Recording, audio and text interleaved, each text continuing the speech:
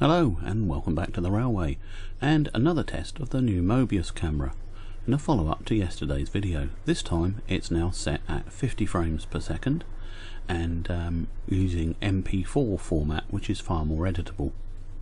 Now I'm really quite pleased. Oh, and I also refocused it, as you can see, so that it focuses down sharply to around about 8 centimeters thereabouts, which is pretty good for what I want.